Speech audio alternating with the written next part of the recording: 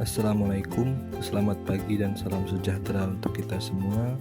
Pada kesempatan pagi hari ini, Bapak akan mengajarkan materi kita yang selanjutnya, yakni mengenai iklan, slogan, dan juga poster.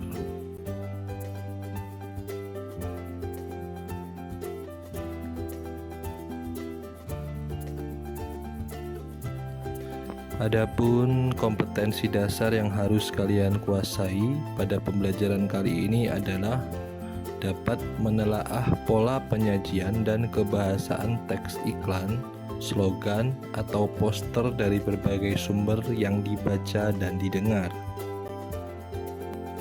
Lalu apa itu iklan, slogan, dan poster? Bagaimana ciri-cirinya? Bagaimana pola penyajiannya? Dan juga bagaimana kaidah kebahasaan dari ketiga hal tersebut kita akan pelajari pada kesempatan hari ini.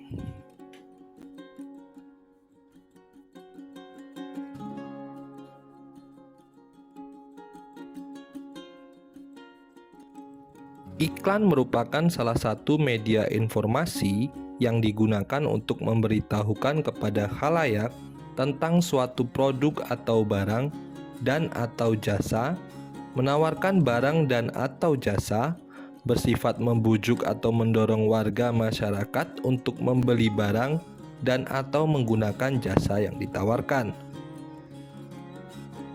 Iklan bersifat komersial. Pada umumnya, iklan disampaikan melalui media massa, misalnya radio, surat kabar, majalah, televisi, internet, baliho, selebaran, videotron, atau bioskop. Iklan pada umumnya digunakan oleh perusahaan-perusahaan untuk memperkenalkan hasil industrinya dan menawarkan atau memasarkan produk atau jasanya.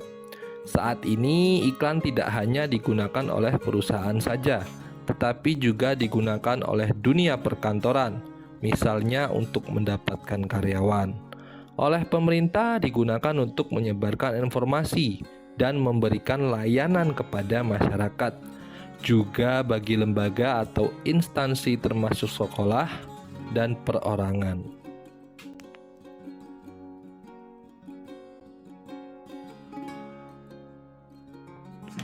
Bagaimana dengan pengertian slogan?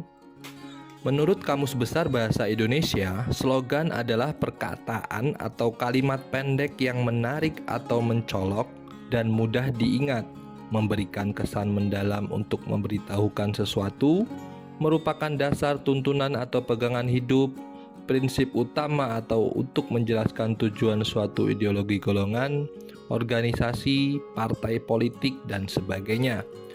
Slogan pada umumnya bersifat provokatif sehingga mempengaruhi pembaca atau pendengarnya. Meskipun bersifat provokatif, tetapi isi slogan kebanyakan bermisi sosial dan bernilai pendidikan, baik untuk individu maupun untuk sekelompok orang atau masyarakat. Di samping itu, frasa atau kalimat yang digunakan sebagai slogan pada umumnya berima atau bersajak sehingga mudah diingat. Dengan demikian, makin jelaslah bagi Ananda bahwa slogan terdiri dari atas frasa atau kalimat saja sebagaimana contoh berikut. Tiada hari tanpa prestasi. Bersatu kita teguh, bercerai kita runtuh. Rajin pangkal pandai, hemat pangkal kaya. Saya datang untuk belajar, saya pulang membawa ilmu.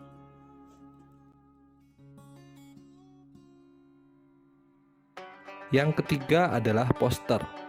Poster adalah media publikasi visual berupa plakat atau lembaran pengumuman yang berisi gambar atau gabungan gambar dan kata-kata singkat, jelas, menarik, yang bertujuan untuk menyampaikan pemberitahuan, ide, gagasan, imbauan, larangan, informasi, atau pengumuman kepada khalayak ramai. Oleh karenanya, poster selalu dipasang di tempat umum. Nah, dari pengertian tersebut dapat dikatakan bahwa unsur dominan dari poster adalah gambar yang bercerita. Kata-kata hanya berfungsi untuk menegaskan atau memperkuat pesan yang ingin disampaikan. Oleh karena itu, kata-kata yang digunakan harus benar-benar dipilih kata-kata padat makna agar mudah diingat dan mengena pada pembaca. Pada umumnya, kata-kata yang dipilih adalah kata-kata atau frasa berima atau bersajak, sama halnya dengan slogan.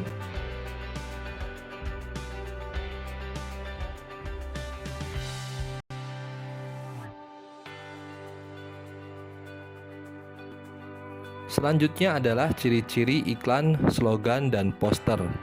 Kita akan membahas ciri-ciri ini berdasarkan isi, sifat, unsur, media, dan tujuan.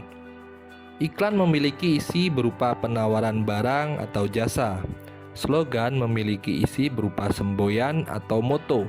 Sedangkan poster memiliki isi berupa ajakan, imbauan, pemberitahuan, atau edukasi. Berdasarkan sifatnya, iklan bersifat komersial, sedangkan slogan dan poster bersifat sosial. Sifat komersial di sini adalah untuk mencari keuntungan, sedangkan sifat sosial hanya untuk mendidik, memotivasi, atau mengedukasi.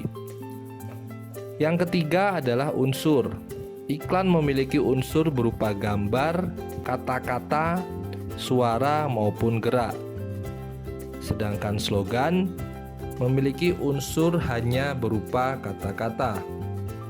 Poster memiliki unsur berupa gambar dan kata-kata. Media atau media penyampaian.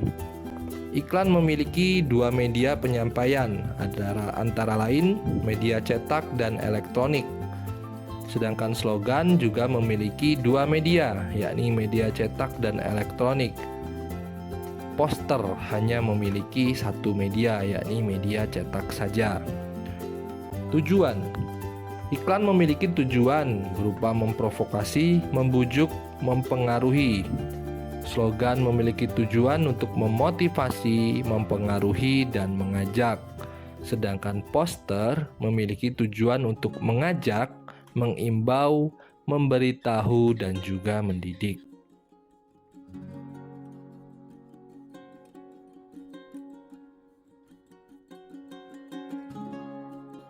Pola penyajian iklan. Di dalam pola penyajian iklan, kita bisa melihat judul produk, gambar produk, kalimat ajakan untuk membeli produk tersebut, slogan bila ada, dan juga informasi-informasi lain. Informasi-informasi lain ini biasanya berkenaan dengan perincian dari produk yang ditawarkan, kontak person dari perusahaan yang menaungi produk tersebut maupun alamat dari perusahaan tersebut. Selanjutnya, pola penyajian slogan. Pola penyajian slogan cukup ringkas karena yang utama hanya harus ada kalimat atau klausa atau frasa dari slogan tersebut. Tidak harus ada gambar, tapi bila dimungkinkan atau diinginkan boleh juga diberi gambar walaupun hanya sedikit dan sebagai pendukung slogan tersebut. Yang terakhir adalah pola penyajian poster. Dibandingkan dengan iklan, pola penyajian poster lebih terfokus kepada gambar, di mana gambarnya harus kontras dan menarik. Ada pula kalimat ajakan atau kalimat imbauan di dalam poster. Begitupun slogan terkadang juga ditemukan pada poster. Namun, hal ini hanya sifatnya pendukung, karena yang utama dari poster adalah gambarnya.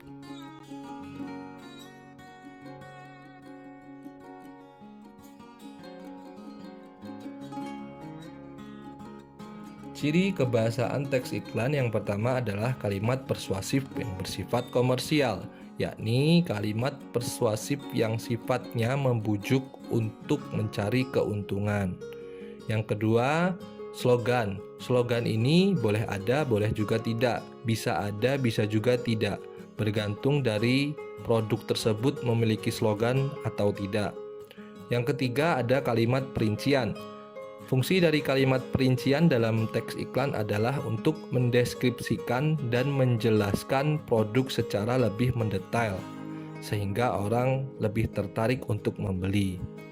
Yang keempat, ada kalimat yang berkesan positif. Kalimat yang berkesan positif fungsinya adalah untuk membuat pembeli atau orang yang melihat tertarik untuk membeli atau menggunakan jasa yang ditawarkan. Yang kelima, kalimat harus tidak menyinggung pihak lain, karena esensinya sebuah iklan adalah mempromosikan produk, bukan menjatuhkan produk orang lain. Selanjutnya adalah ciri kebahasaan dari slogan. Yang pertama adalah kalimat persuasif yang bersifat sosial.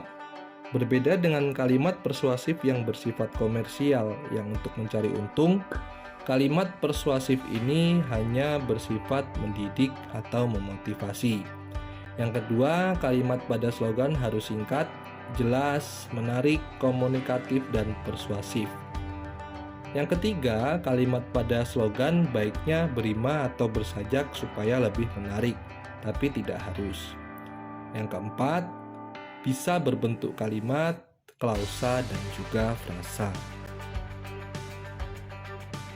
Yang ketiga, ciri kebahasaan dari poster.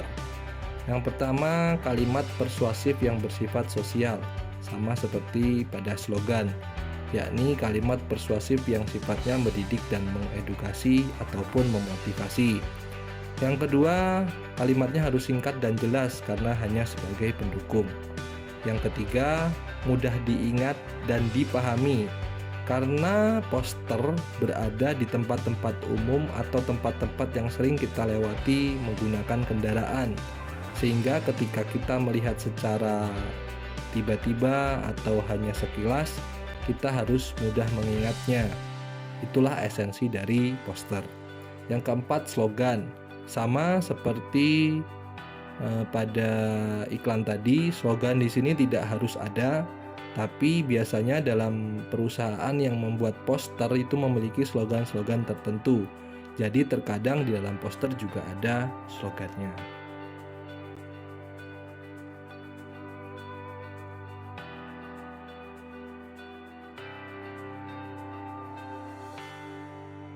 Selanjutnya kita akan belajar bagaimana cara menelaah informasi dari iklan, slogan, dan poster. Menelaah informasi di sini maksudnya adalah mendapatkan informasi yang ada di dalam iklan, slogan, maupun poster. Di sini sudah ada 3 contoh ya. Yang pertama ada iklan tentang kopi Good Day, lalu ada sebuah slogan. Saya bacakan slogannya, yakni dengan rajin menabung, kelak hidupmu akan beruntung. Yang ketiga ada poster tentang global warming atau pemanasan global. Kita lanjut saja langsung. Untuk yang pertama, informasi yang disampaikan dalam iklan. Informasinya adalah tentang penawaran produk kopi yang dengan berbagai varian rasa ya. Di sini kopinya, kopi Good Day ini menawarkan kopi dengan banyak varian rasanya. Lalu selanjutnya informasi dalam slogan dengan rajin menabung, kelak hidupmu akan beruntung. Di sini informasi yang disampaikan adalah tentang imbauan atau motivasi supaya kita rajin menabung. Karena jika kita rajin menabung, nantinya kita akan beruntung dan juga mendapatkan untung tentunya. Yang ketiga adalah poster.